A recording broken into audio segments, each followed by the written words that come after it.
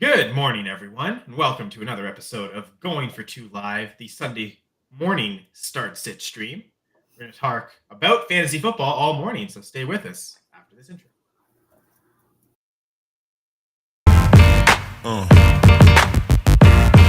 Yeah.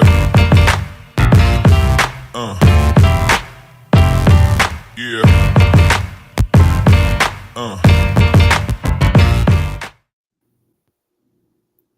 And here we are.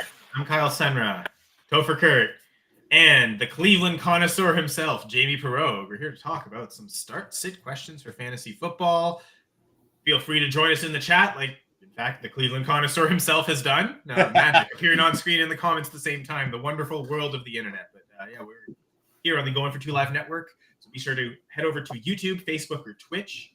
Subscribe there as well. Really appreciate that. But that's how you can get your questions placed in the comments, and we'll answer every comment that comes through. So, great to be here. Like I said, Kyle Senra at Senra Says. And Topher, how are you doing? I'm not doing too bad. I am excited for this Sunday. As a Packers fan, I feel bad for Josh Purdy, the human being, because it sucks for anybody to be injured.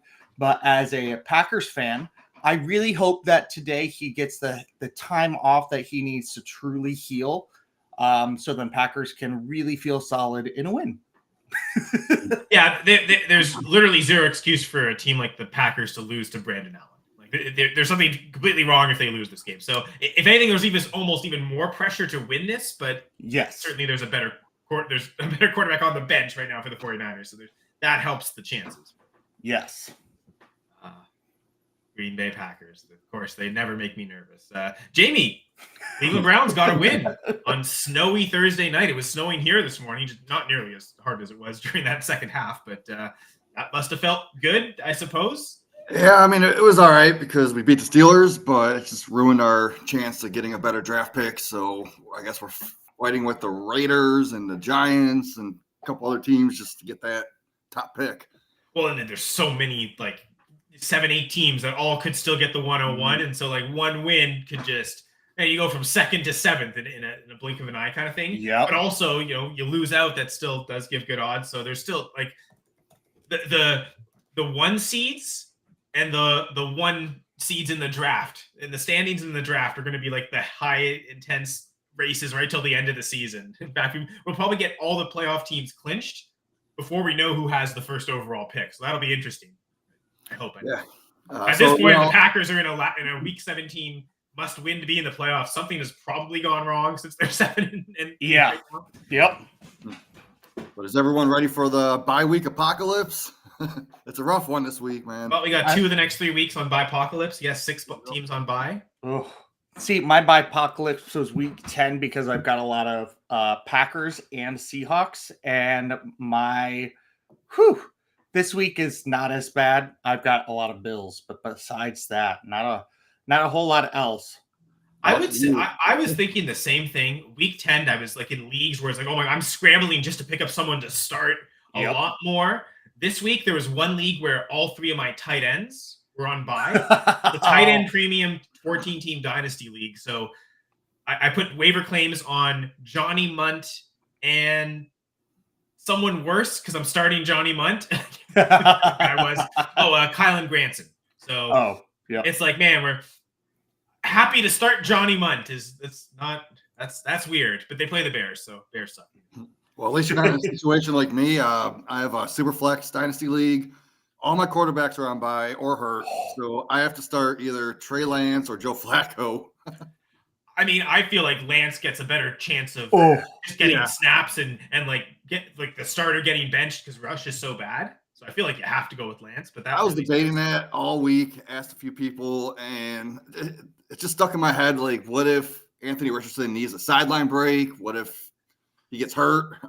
So I was thinking Flacco, but no, Trey Lance, just in case. Cooper Rush could get hurt too. I know Richardson has an injury history, but Cooper Rush could just as easily take a sack and get injured too, right? So I get he could get hurt, and Flacco maybe has a better chance to get in because of injury, but I think Lance has a much better chance to get in because of poor play.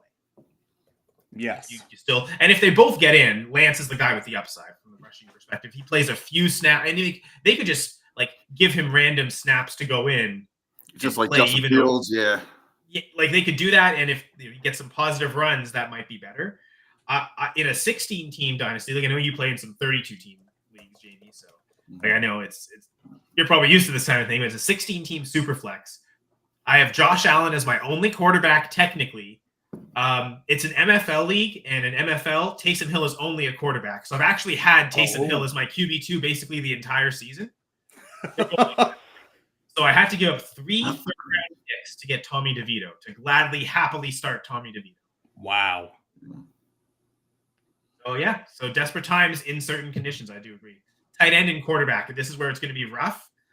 But I felt like you were saying, Topher, week 10, running back, wide receiver, I felt a lot more. Like that's where like it was. Yes, I agree with that. It's weird to not have depth at those 2 positions, so it was more of a scramble. It felt like there was a lot more like, oh, man. Whereas this week, it's like, oh, okay, thin at quarterback, tight end, those are the positions you expect to have problems. Maybe you kind of look towards, okay, I know that week's going to be. Roger Abelo saying, good morning, fellas. Good morning, Roger. And good morning. About Lil Jordan Humphrey or Jalen Tolbert? That's how deep it is, man. Yeah, I'm going to check my rankings. I feel like they were so low in the rankings that I didn't bother, like, really diving into who was ranked better. But I've got Lil Jordan Humphrey at wide receiver 59 and Jalen Tolbert at wide receiver 70. I don't know if Humphrey's just too high. That's weird to have that much of a gap. I'm so worried about the Cowboys offense, though. Oh, yeah. It could just be a complete disaster. And it feels like Tolbert's, like, Lamb's going to get his volume. And it seems like Kevontae Turpin can get it on, like, he's the guy that can break a random long play for a touchdown. But Tolbert, like, his best weeks came when Ferguson was out. So in theory, that works. But with Dak having to target him because Ferguson was out. Cooper Rush, I don't know. I think you just go with the better quarterback, and that's Bo Nix right now. Yeah. Raiders defense too. Like, you gotta love playing that. So I'm actually. We got another one coming in. Yeah. Christopher Kurt. Yes. Interesting name. I like that last name. My name's Kyle, right? So any name with a K, I'm always cool with. You know, this is me, right? Okay. I wasn't. I know it was you. I was trying to compliment your name, you know. Oh, well, thank you. Yeah, Christopher Kurt it's like a strong sounding name. You know, I like it. Goff, say what's up to Zach too. Zach's in the chat. Zach, there we go. Zach and Roger's got a question for us. Real quick, I know I was a little higher on ECR than both of these guys, but I have Mayfield and Goff both ranked as top 5 quarterbacks. They're QB 4 and 5 respectively. So I mean, yeah, it was like. Do we know that Mike Evans is back yet? Have we gotten confirmation? Yes, I think I've seen it all over the place that Mike Evans will be back. Somebody posted something about it. Ian Rappaport, 6 minutes ago. Mike Evans is up, ready to play. Good to go. Okay, so, I think, like, Baker was smashing, like, top 5 quarterback most of the season. And then even when Evans and Godwin were out, he still continued to have some of those games. Not every single game. He's had early in the season, he had a really bad game against the Broncos. But other than that, Mayfield's been like a must start. So I for sure think you have to play Baker with Mike Evans back. With Mike Evans, and yeah. Oh, I'm with you there. Jimmy, what did you think? I'm going to go Goff in this, just because you kind of have to play quarterbacks versus the Colts. Oh, yeah. I'm kind of battling between Mayfield and Love right start there. 2. It's start 2. I got flex. It's actually a 2 QB league. It's not 2 even QB. Super. Yeah, 2 QB. That's even super better. I don't know. I've got Love at QB 11 just to say, like, it's. I think you easily go with the other 2 guys, but that's where I'm at right now. But I just wanted to hear others' opinions. And there's incentive for the Packers to not have to throw much if they get a big lead. Yes. Heavy game. I'm pretty high on Josh Jacobs this week, higher than I've been most weeks. I've been pretty down on him compared to ECR. This is actually one of those weeks where I'm not. Well, did you watch that video I sent you with the prediction of the Packers game? Sure, but like, did he also predict Brock Purdy wasn't going to play? True. I don't know, man. I mean, and to your point, like, I think it was like, what was it? 34, 27? 34, 27. I mean, 34 points from Love is good, but do we think like the Bucs against the Giants could also score that though? Yeah, it's got to be careful with the Giants' pass rush. They are pretty good in pass rush. Their secondary is not that great. So it's between Love and Mayfield for me. And I don't know. I'd go Mayfield just because Mike Evans is back. How far apart are they in your rankings? Because for me, they're 7 spots difference. Let's see, 1, 2, 3, 4 spots. I noticed I was higher on ECR than ECR on Mayfield this week. It was one of my bigger differences, actually. I think it was like 6 spots higher. So I'm definitely, I don't know. I believe in Baker. The way he's played this year, it's like you can never bench him as far as I'm concerned. ECR has Mayfield higher than Love. Yeah, this is a really good problem to have. So Zach's here with a question. Yes. But Roger asked first, so we're gonna have to wait, Zach. We'll get there. Roger asking, got a few. So full PPR, Justin Herbert or Kyler Murray, and then also needs to grab a wide receiver off the waiver wire. Picked up a Dunze. I was gonna say receiver. Oh, he's saying Dunze saying this is who I would pick. I think my choice. Okay. Well, I mean, I would definitely pick up a Dunze. Okay, sorry. Are all these receivers on the waiver wire, or are because the way I was interpreting that, Odunze was the pickup, but they also Roger also has Demario Douglas, Romeo Doubs, and Keenan Allen on the team. I guess it's all these are on the waiver wire. So they're all on waivers. I mean, I think Odunze is the pickup. Definitely.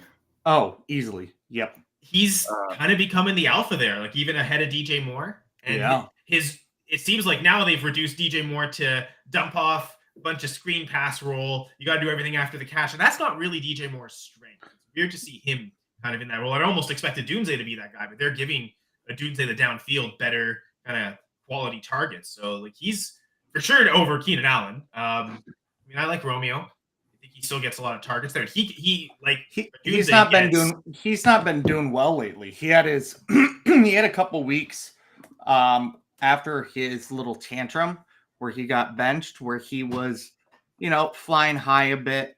He had 2 touchdowns and then 94 yards. But his last 3 games, he had 72 yards, 28 yards, 17 yards. Last game, he had 2 targets for 1 reception.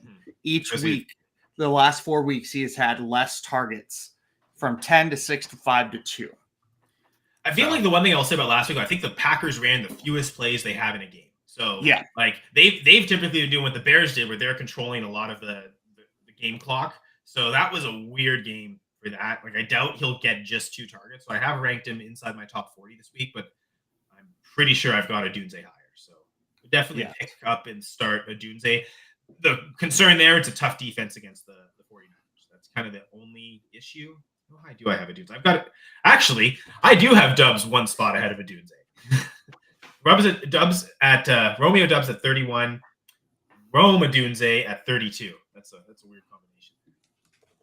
So, but I'll still say pick up a Dunze because I think you want him, even if it's not just this week, longer term. They're not always going to play the Vikings.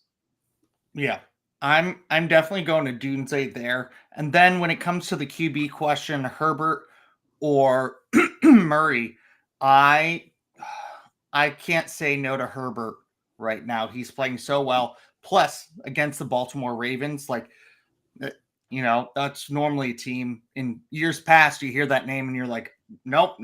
But this year, you can throw all day against them, and Justin Herbert is looking so good right now. So good. Yeah, I agree. Baltimore's allowing the 3rd most points to quarterbacks.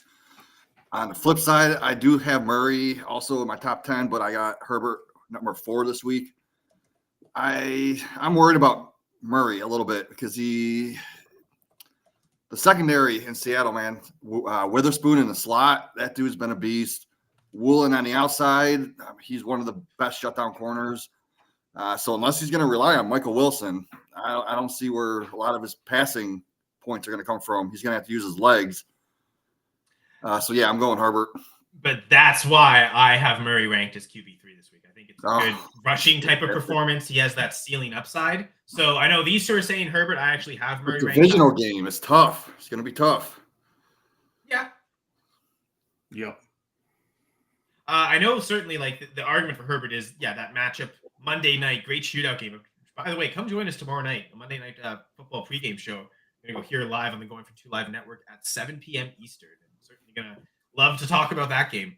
It'll be great. But yeah, so I think, so Roger, we're all in agreement on picking up Odunze because he maybe, like, you'll certainly start him this week, but he might also give you some good starting opportunities down the stretch into the fantasy football playoffs. So I think for all those reasons, Odunze is a pick, even though I mentioned I've got Dubs, my ranking's one spot higher, but I think even with that in mind, it's just one spot. I would rather have Odunze longer term rest of season. I think, as Topher mentioned, the targets can fluctuate a little bit. Yes. So whereas Odunze, it seems like he is now going to be steadily getting those targets all season. And then we'll get to Zach's question. But sorry if I messed things up with my love for Kyler Murray.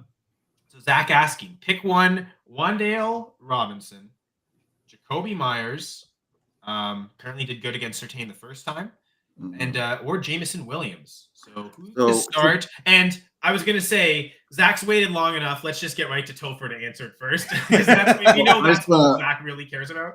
Real quick, I just want to clarify when Jacoby was against Surtain only allowed 4 targets to him for 2 catches and 24 yards. How many snaps? And I guess that is the big question. Is he going to play lots of snaps against Surtain, or does Surtain try and take out Brock Bowers? Definitely heard but that. also Davante Adams wasn't playing because he hasn't played since week 3 with the Raiders, right? I think something like that. So I don't think Davante had much of any influence on that. So my question is, does he lock down the tight end? Because that is the deepest threat. Yeah. And to that point, that could be why Myers had a good game against the Broncos. Yeah, I'm looking at Myers at 9 targets, 6 catches, 72 yards.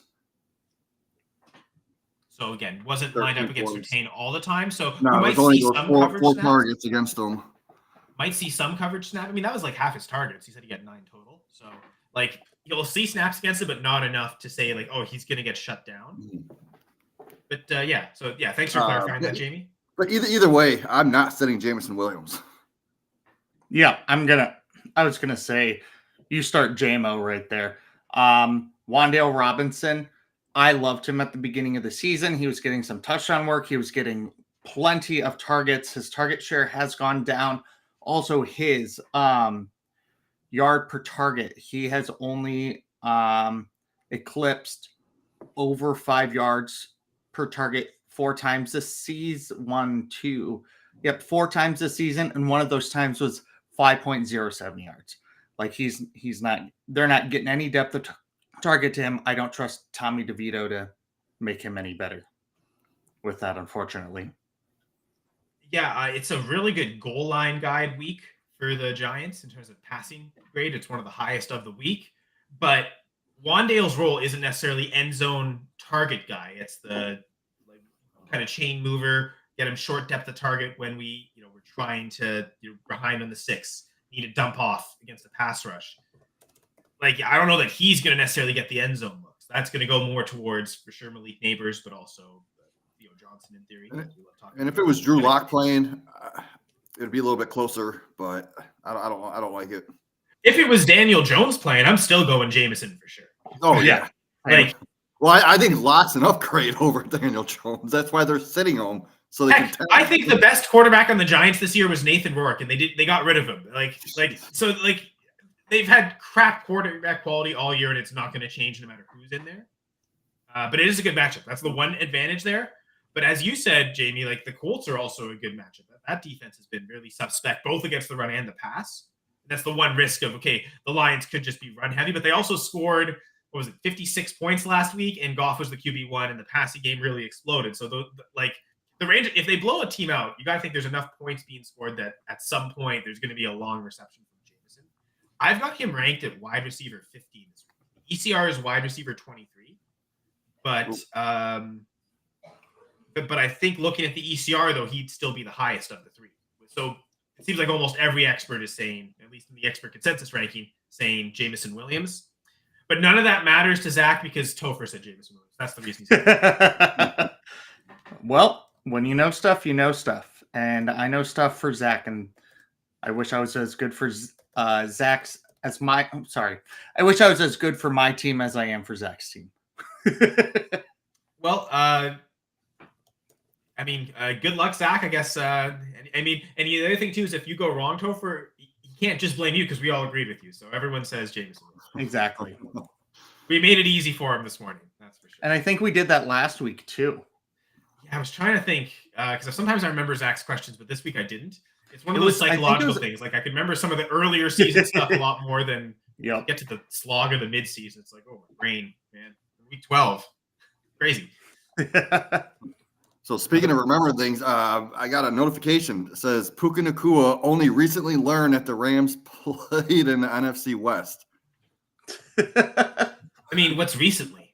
Because a geologist would say he was born recently, because geologists look at things in tens of thousand years, and he's only 20-something years old. Like, so recently was, I mean, barely any time has passed since he's been born.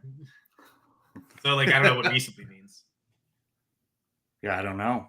Good question. I mean, I was gonna say he's Hawaiian, but he also that's secluded. No one really cares about the rest of it. But he's also in Utah, and that feels like also a secluded place that doesn't really care about the outside world. That's true. I'm just gonna look through. Okay, so I noticed maybe the biggest inactive today that in terms of that's announced today might be Jalen Coker from the Carolina Panthers. That also means Adam Thielen is active. Yeah. And we did get a question. Yeah, so I was gonna roll through the inactive list, but that was the one biggest one I wanted to name first. So Justin Pierce asking, "Good morning, fellas. Tyrone Tracy or Ramondre Stevenson in half PPR?"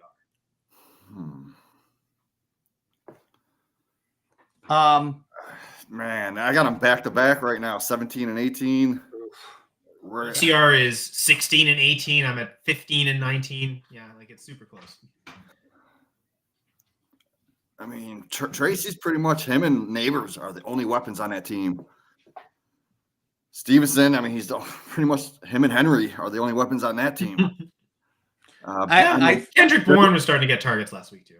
I think I lean Tracy. I got him one spot higher, but this is a great question. Yeah, because Miami is so tough to pass on with Jalen Ramsey and that secondary. They're gonna have to lean on Stevenson if they want to keep up. But the question is, are they going to be able to keep up? Yeah. I do wonder if Drake May does allow them to keep up. Like if this was Jacoby Brissett, maybe not. But with May, I do wonder if they can. But I also have Tracy ranked slightly higher. So I think we're all really close on it, Justin. But I think we're all leaning towards Tyrone Tracy.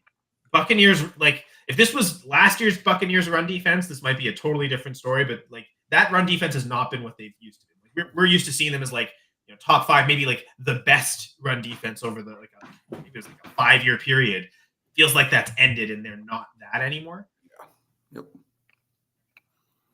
All right, so Roger with he says last one, but I mean if you want to, I mean we're on for still another 35 minutes, so this doesn't have to necessarily be your last one either, too, Roger. Definitely ask as much as you want. Full PPR, current lineup. Derrick Henry, Kenneth Walker as the running backs. That sounds like my Scott Fishbowl team. Amon-Ra St. Brown and Cooper Kupp. You see, my wide receiver one is Kavontae Turpin and Scott Fishbowl, so not quite as good.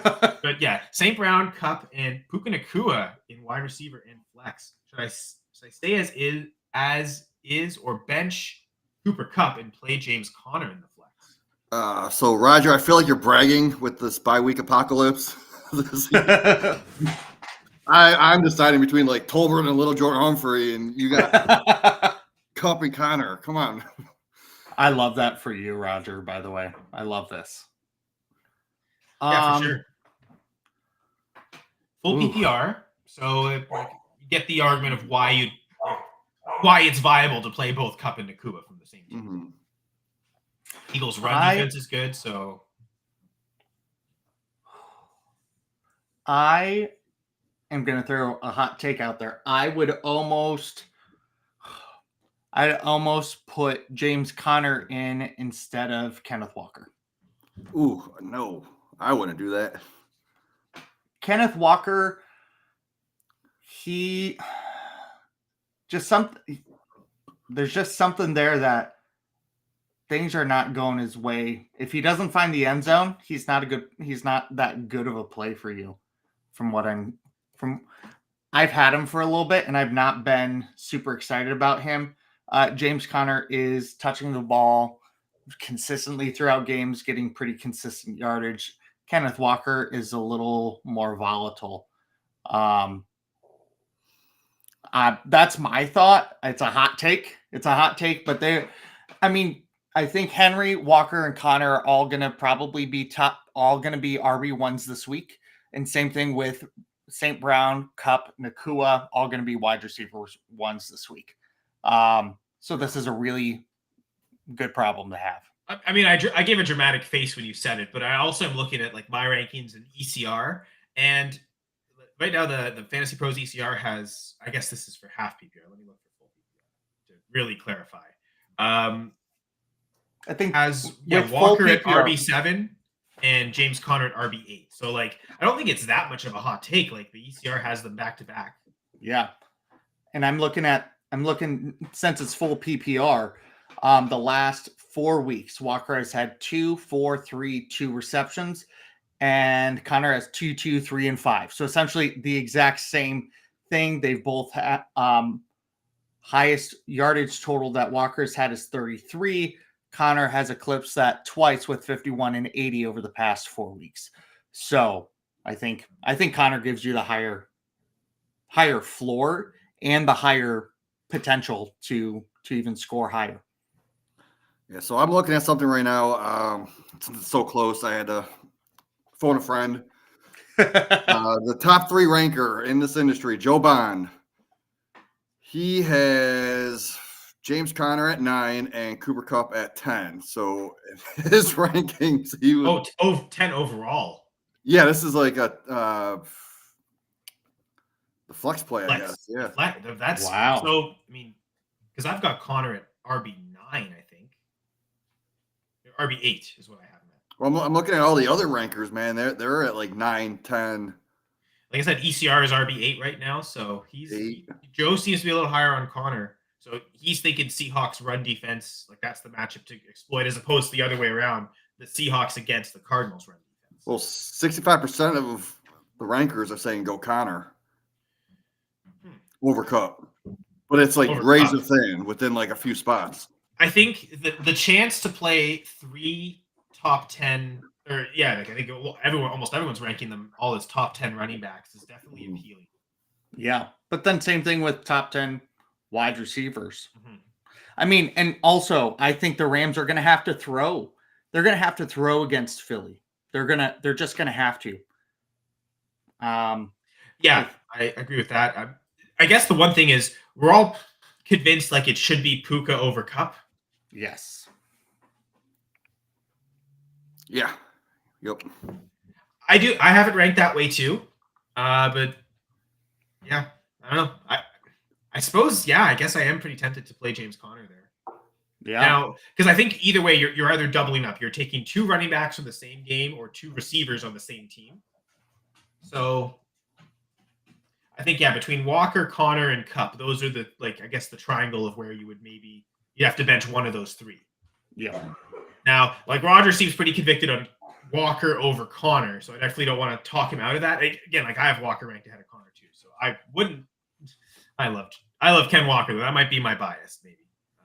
I thought I loved Ken Walker too, and I've not loved playing him as much as I've wanted to. I felt like he's been like a step up from Ramondre, but he's little. I'm getting Ramondre like hit or miss vibes. So it's been a strange season, right? He had week 1, he had 2 touchdowns, was a top 5 running back, but then got hurt. So then missed the next couple games, but then immediately came back and started again as a top 5 running back. And now, did those 3 touchdown game, and then I think 2 of his worst games, Topher, came when DK Metcalf was out. It seemed like the offense just completely evaporated. They had that one game against the Bills. I think he had negative rush yards in the first half because they fumbled a snap and he went back and recovered it and lost 10 yards on it. So there's been also specific plays that have really in specific games that have really hurt them. I think with Interesting. DK back, that's why I have confidence ranking Walker up there again. In my goal line guide, they have the highest run to pass differential favoring the run game, or just overall actually, but favors the run game because their passing goal line grade is so bad this week. It's the worst overall grade of the week. So it tells me if they get close against the Cardinals, it will be run heavy near the goal line, and that's why I think like Walker. You mentioned Connor's safer, and I think I tend to agree with you there. Although Benson might actually be getting more work than Charbonnet right now. Like it's close. Like they both will play snaps and yes, I do think the Benson's ceiling getting is more. Benson is definitely getting more work. I agree with that. Yeah, they're trying to keep Connor healthy. You see, the more I think about it, the more I think I'm just tempted to leave Connor on the bench. And like Topher was saying, it'd be really tough for the Rams to run against the Eagles, and that's why both Kupp and Nacua could eat.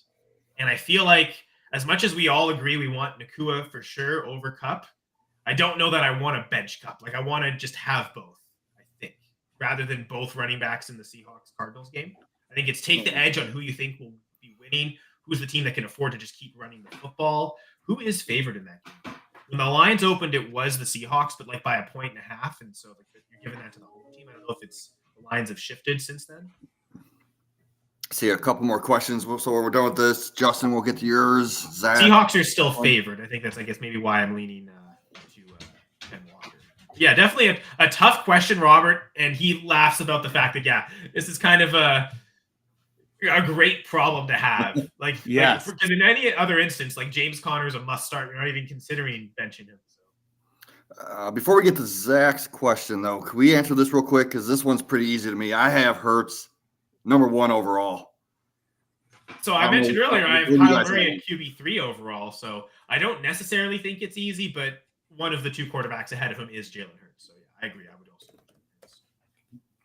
Dang. Like we said earlier, Seattle has a great secondary, man. And if you're banking on Murray to run the ball because of that secondary, Jalen Hurts is going to run the ball even more. And that's the argument. The reason I have Murray so high is the same reason I have Hurts so high. So it's tough to see the scenario where you'd want to play Murray over Hurts. Even though, again, they're one spot apart in my rankings, but Hurts has that aura of just, and he can get 3 rushing touchdowns like this. Yeah, no, I got Hurts at number 1. Murray's down at number 7 just because of that tougher secondary. I put Lamar at 1 this week. Love that game against the Chargers, but yeah. So I think ECR is Hurts at 1, to be fair. Yes. Also, if you're comparing running stats, Hurts over his last 6 games, just attempts wise, he's had 14, 7, 10, 13, 7, 10. Murray has had 7, 7, 6, 5, 2, 3. They've gone down for Murray while Hurts goes up and down, but it has about 10 every week. And I don't have Hurts on any of my teams, so I guess I didn't realize how dominant Hurts has been lately. He's not throwing interceptions. Like he started the season throwing a couple interceptions, but since week 4, he has thrown 1 interception. He's had he's had rushing touchdowns in every single game since week 4 besides 1. He's passing touchdowns for every single game besides 1 as well. Like Hurts, pedal to the metal. I'm going Hurts. And I think Murray might not he had that 1 year where I think he had 10 or 11 rushing touchdowns. It was his second season. But other than that, it's been about 5, 6 where it's I would expect Murray to maybe get more rushing yards than Hurts on any given week, which helps his floor. But again, the rushing touchdown ceiling output from Hurts, it just they're one spot apart in my rankings, but I feel like that in no scenario would I consider putting Murray over Hurts because it's a tier break. Lamar and Hurts kind of give you this extra level at quarterback that Josh Allen would too if he was there. It's tough to ever rank any of those guys outside the top 3 because at any given week they could just go nuclear, and no other quarterback can. So it's tough to rank. I don't know if I've ranked any of them outside the top 3 very much at all this year. So and I was wondering how you got you probably didn't draft Nacua and Kupp, and I did wonder if one of them was dropped. Apparently, someone dropped Nacua when he went. Dang, wild. That is lucky for you, sir. Way to be. I would way to eat the see bench that. spot. I don't care if I have one less bench spot. Like if I have another player on IR, if I've got McCaffrey on IR already, I would eat the bench spot with Nuku on IR. There's no way I would drop him. Sometimes you get desperate. You need a starter, especially by Apocalypse Week. Zach, another Ramondre Stevenson question. So do we go the Rhino? Do we go the Tony the Tiger Pollard? So I'm probably against the consensus on this one. I have Pollard in my top 10 at RB8. Stevenson closer to the RB20 range. Man, I'm just thinking, like, I know they're facing the Texans. Yeah. Texans allow about 85 yards on the ground, 4 catches for 20, 25 yards. I think Pollard could.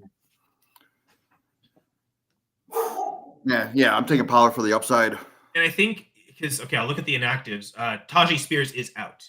Yes, I know he's had 2 single-digit point games the last couple weeks. Pollard has, but those are the 2 games since Spears has been back. So, yeah, I currently have him at RB27. That's probably a mistake, but I still think I would lean Stevenson because it's like I think you mentioned earlier. It's so tough to run or to pass against the Dolphins that they're more likely to need to run. And ECR does also have Stevenson ahead of Pollard. Yeah, I also in Pollard's notes on Sleeper says the matchup isn't ideal though, as Houston's defense has allowed the 5th fewest half-point PPR points to running backs in 11 games this season. So the Texans are a top 5 team defense against running backs and fantasy scoring. Jeff Okuda's on the Texans. I'm just looking at the Texans defense right now. I didn't realize Jeff Okuda was there, but he's inactive today, so he's not playing. Yeah, but they gave up 115 yards. The Vikings, they gave up 140 yards. The Jags. Man, yeah, I don't know. Pollard has not looked good either the last 2 games. Like he hasn't looked tremendously great. But Spears has been in, which has definitely hurt his play. I'm going Ramondre there. I'm going Ramondre just because I think Ramondre is lead back, no questions whatsoever, and they're going to run the ball. I think 27 was kind of realistic. Jamie's right, but I'm still not going top 20 for Pollard, just this Texans defense. I've raised him to 22, but that still puts Stevenson 3 spots higher. And as Jamie mentioned, the ECR does have Stevenson ahead of Pollard. So everyone except Jamie is saying go Ramondre Stevenson. So Zach, if you want to trust Jamie, all of a sudden Pollard's the guy. Yeah, don't trust me. Well, again, he's not going to. Topher said Ramondre, so he's already going to play Ramondre anyway. So I'll just confirmation bias, but that is how I have it. Right. Next week, when we come back and Pollard outscores Stevenson this week, then you might be the new favorite. This all hinges on Tony Pollard. so Zach, your entire reputation hinges on the Rhino, which I suppose Ramondre is pretty awesome. Courtney's in the chat. Hey, Courtney Harden, the real deal. Love this guy. Love that show. Courtney's great, and great question for us today. He says, "What's up, everyone? Start 1 between Roma Dunze, Quentin Johnston, or Will Dissly. Now already with Otten at tight end." So I hate Quentin Johnston. I don't like him. Yes, I love Roma Dunze, right? But in this situation against Baltimore, I am going to start Quentin Johnston over Roma Dunze because I love winning. I've also raised Quentin Johnston in my rankings more than I would normally, but Dunze is still higher. I'm just concerned with targets for Quentin Johnston. He got 8 last week, but then 2 the previous week. So, and I mean, there's more weeks of 2 than there are of 8. There's been two target weeks, and there's only been 1 8 target week. So, I mean, season high, probably a career high in targets last week. I don't know though. Like, is he getting targets, or are they just going to go towards like a Will Dissly or certainly a Ladd McConkey? I know Ladd's been crazy high in the ECR. I know Ladd has a shoulder injury that could affect him a little bit. I guess. Yeah, I guess. Do we know? He returned to practice Friday.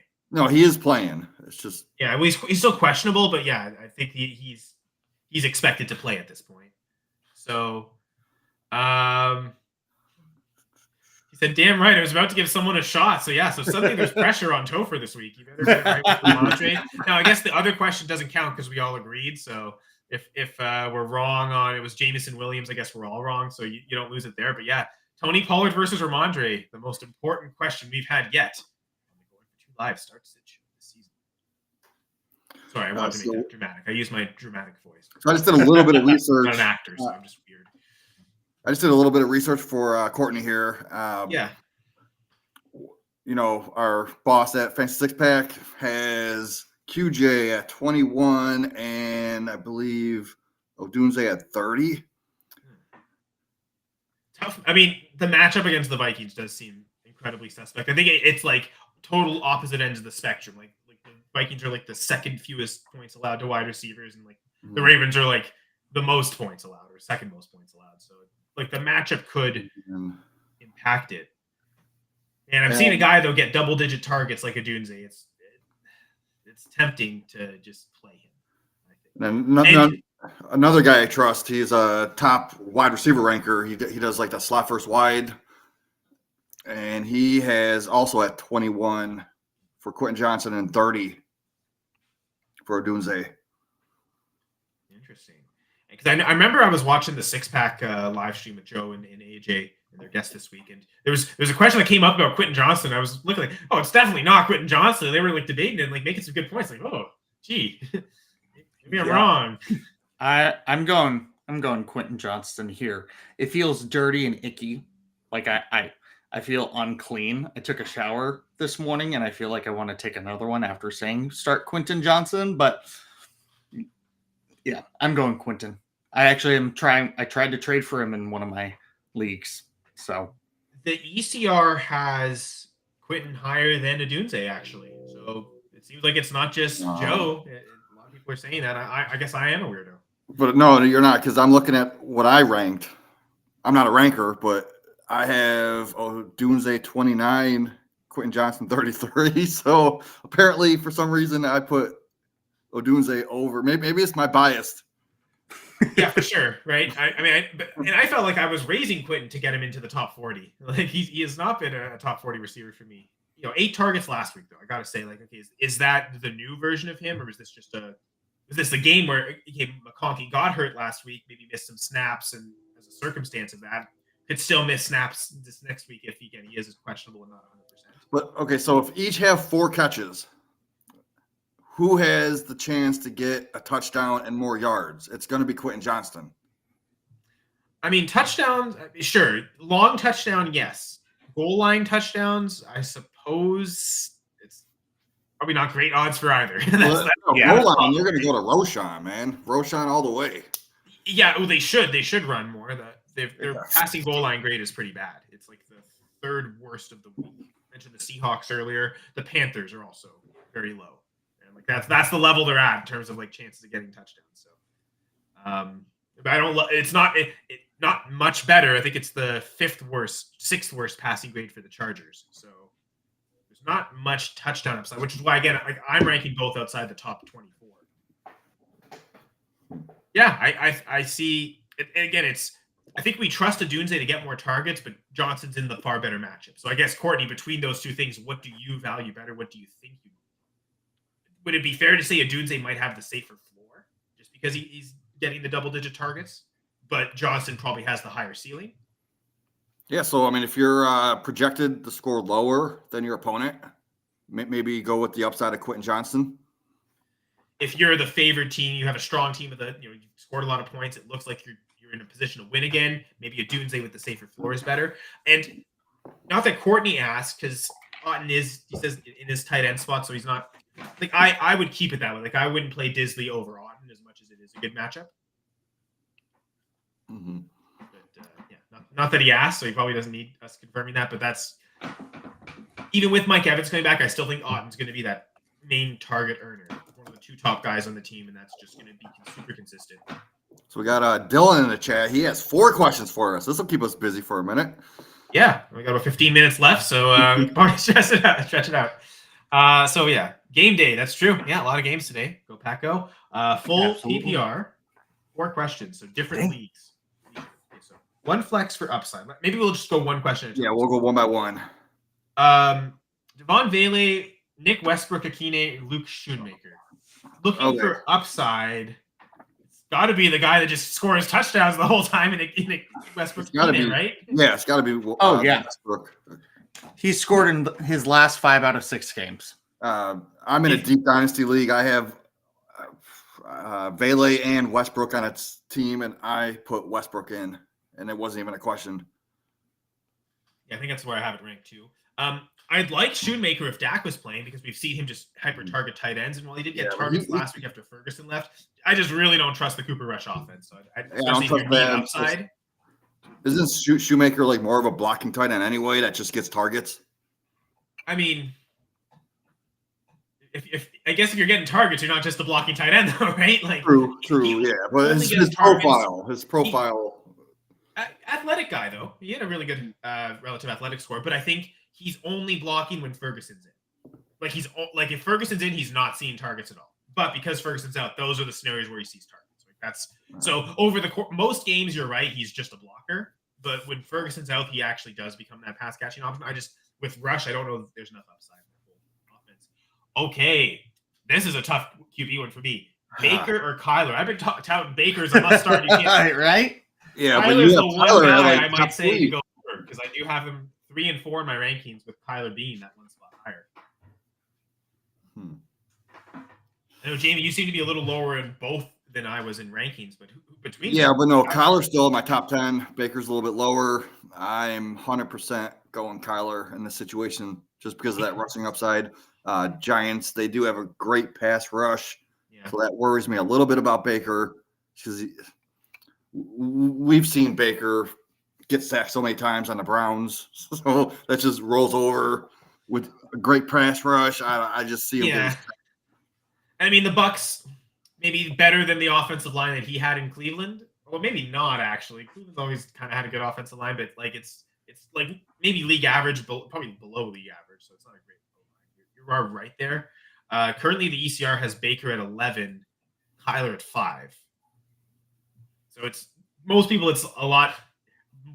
It seems easier than I think. But what do you think, Topher?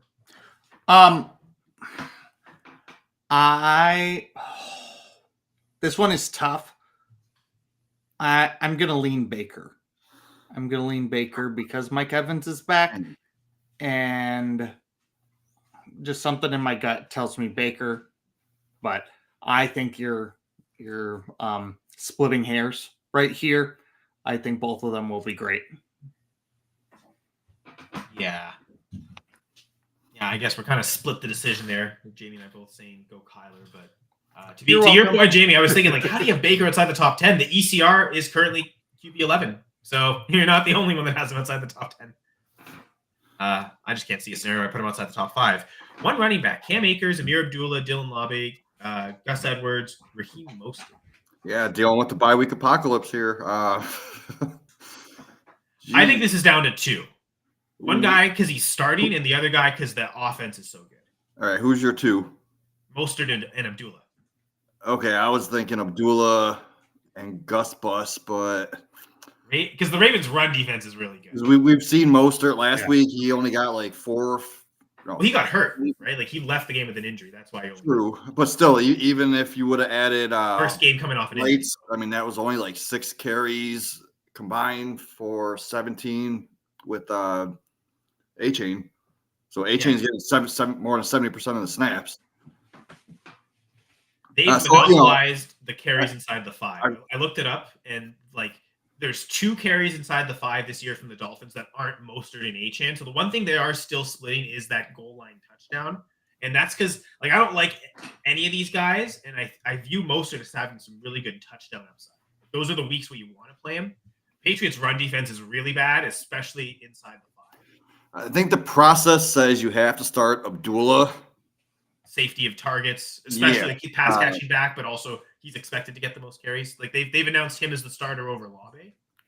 And so I think it's easily Abdullah over Labe because the Raiders seem to think so. I do love Lob as one of my stashes for Dynasty, and Yeah. I'm rooting for the guy, but I still can't start him yet until we see it. So He's got 1 carry so far this year. Right? I think it has to be a doula. Yeah. And he fumbled on it. So Yeah. it's like, and that's the problem. Like that's why he hasn't gotten any touches. Like now they might not have a choice, and when they get into the game, he might be viewed as the better runner, and he might finish with more carries than Abdullah. But there's also the scenario where they just don't run the football because they're down so much that like they keep the pass catcher Abdullah on. So Yeah, that's why if you're looking at both Raiders guys, there's some upside appeal to Labe, but I feel like you have to for sure go Abdullah between the two. And yeah, I don't want to play Edwards against the Ravens.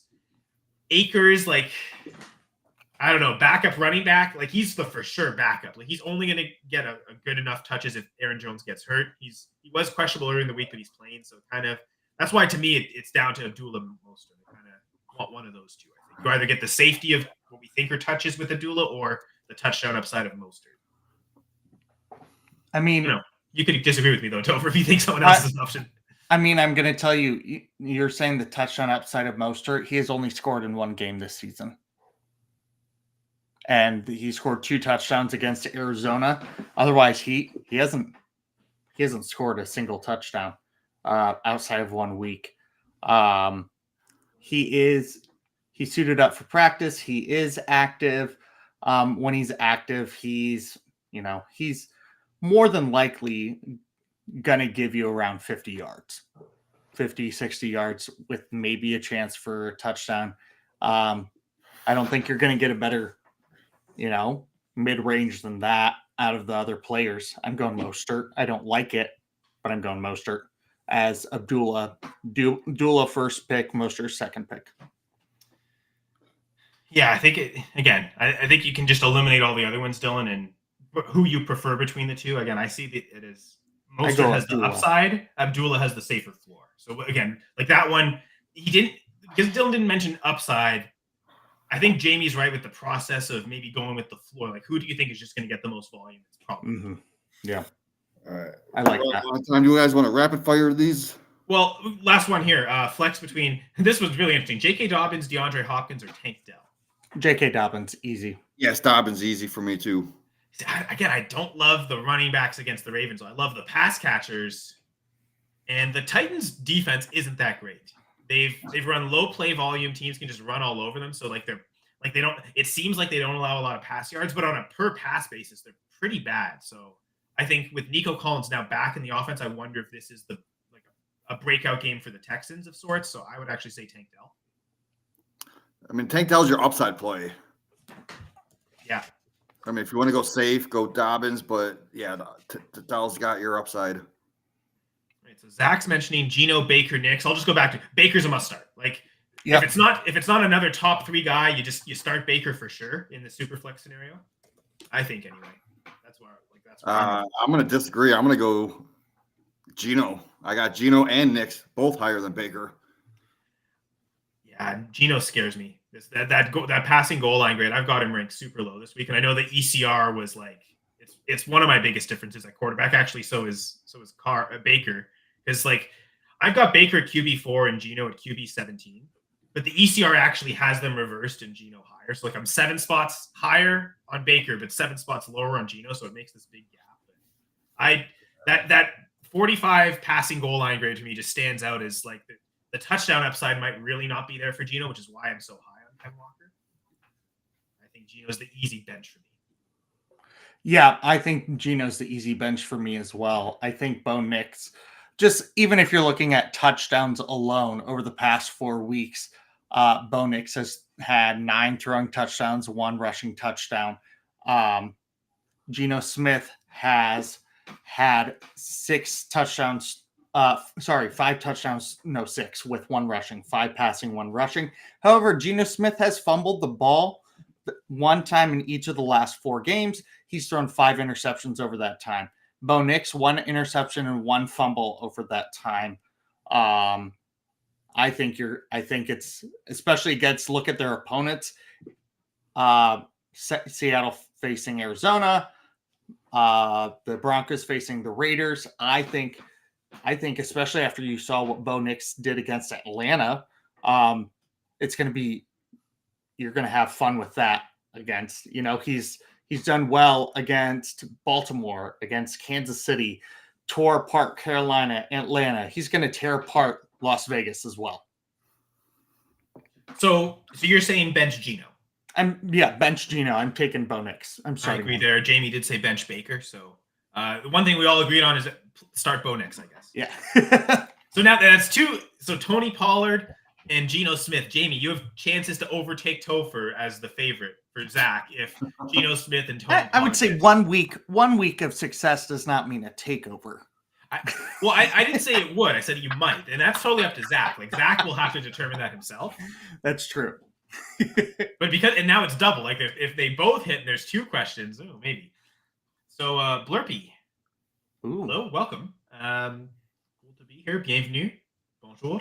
I'm just going French. There's a Canadian there in the question, so I can go. Oh, Theo Johnson, yeah. Yeah, you got Mark Andrews, Tucker Kraft, Luke Schoonmaker, Theo Johnson at tight end this week. Also has Lamar for the stack. Yeah, I mean, even if you didn't have Lamar, I would still go Andrews. Yeah. I have him in my top 12. Let me just double check. I think I've got him at like 8. Yeah, I got him at 11. The other guys are lower, so yeah. So I think stack or no stack, Andrew would be the pick anyway for all of us. So yeah, for sure. If you've got that stack and you've kind of built it, I would just be so mad if I benched Andrews for one of those other guys and Andrews went off. That would piss me off. Yeah. But I wouldn't feel that bad if Andrews was on my roster and the other guys outscored him. It was because what might happen is the game Monday night might be so much of a shootout that if you're like, okay, we've got a bit of a deficit, Lamar might cover it on your own and you don't even need Andrews. You might need both to smash Monday night, but that shootout game against the Chargers, that looks a lot. Oh, and that looks super appealing scenario to go in. I love this. Brock Purdy was playing. You could maybe say Packers 49ers is a shootout, but maybe that doesn't end up being that way. Yeah, I'm going Andrews as well. All right, so Odunze or Noah Brown. I love this question. I'm gonna let you guys go first. This almost feels like the Quentin Johnson question all over again. Odunze gets the targets, but Brown has the better matchup against the Cowboys. And I think in both instances, I just say go with the guy with the targets and say Odunze. That being said, I have 0 Rome Odunze on any of my fantasy teams, and I definitely will be starting Noah Brown in at least one spot, so I hope I'm wrong. Yeah, I've got Noah Brown in my main dynasty league, but. So I actually wrote up Noah Brown this week in my wide receiver versus cornerback article, and I like Noah Brown as a deep sleeper. So if you're looking for upside, go with him. Yeah, he's only getting like 16, 17% of targets. But the fact that the other side is going to get locked down, and I can't remember off the top of my head, but it's the cornerback, Caden Carson, is giving up like 77% of receptions. Kalen Carson's inactive today. Is he really? So whoever's behind him might even be worse. Yeah. I mean, if that was the guy that was playing. Now, maybe they benched him because he's so bad. And they're like, the next guy up can't be worse. But I just happened to look through the inactive list. And I was going through Dallas. As you said the name, it's like, wait, that's the name I'm reading right now. I was expecting Noah Brown to get at least like 60, 70 yards, maybe 4 catches. It feels like that whole team's given up, right? Like, I don't even think it matters who's back there. Yeah. So again, it's back to like maybe to a lesser extent then, but the same thing as the Quentin Johnson, because I understand why you guys went Quentin Johnson over Odunze, the upside of the matchup, and it feels like that would be the reason to go with Brown here over Odunze. I like guys getting targets. So yeah, I mean talent wise too, Odunze crushes Noah Brown talent wise. But it also might be the position where talent matters the least, right? Like it's just all about the quarterback, who they feel earns the target, right? Yes. But again, clearly Caleb the last couple of weeks has been giving Odunze the targets. Yeah, even though I do like Noah Brown, I'm still going to go with Odunze. That's too low as opposed to Quentin, where that's like you maybe expect more targets from Quentin so that you're willing to play the matchup on. Yeah, yep. All right, Justin asking, James Conner, Kenneth Walker again, or Josh Jacobs to throw a wrinkle. I believe I have Jacobs. As much as I've said it's a better week for him than usual, I still think I have him ranked lower. Man, dude, I got him back to back, 5, 6, and 7. In half PPR, I have Walker at 5, who's your number 1? Conner at 8, and Jacobs 11. Who is your number 1 if you're deciding between these guys? Ken Walker. I've got him at RB5. I've got him a little bit higher. Again, I like that. Or I really hate the passing goal line grade for the Seahawks. So that goal line grade differential really makes it appealing to me for Walker. Again, No, if Justin has to sit two of these guys, who else? Yeah, I go Ken Walker. Huh. I think upside of touchdowns is there. That's probably how I go about it. I'm going Connors, James Conner right here. You said that earlier too. Prefer Conner over Walker. So yep. I figured you'd say that. I just wasn't sure if Jacobs threw a wrinkle in there. But you were mentioning earlier, you just think floor safety with Conner, but you also think there's good touchdown upside there. And their rushing goal line grade is pretty high. So actually higher than the Seahawks, but their passing grade isn't nearly as low, so the differential isn't as extreme. But yeah, there's definitely good touchdown upside with Conner. Yes, I agree. And well, we're at 12:30. We've been on for an hour, so just gonna leave with this message saying that Zach. So if he beats Topher on both, he takes over. So pressure here, Topher. If Tony Pollard and Geno Smith go off, there could be some serious questions about who Zach's favorite is. Yeah, but that also leads to questions about Zach's loyalty, because why are we in week 12 and this is, you've been loyal to me for 11 weeks now, and then all of a sudden 1 week I might be wrong, and then you're going to switch alliances after 11 pretty productive weeks for you. Ken, to be fair, you did miss that 1 week, but yeah, I did miss. Okay, so 10. You're right. I did miss a week. So correct. And we missed a week. So 9. So, but still, the premise stands. The premise stands. It's still there.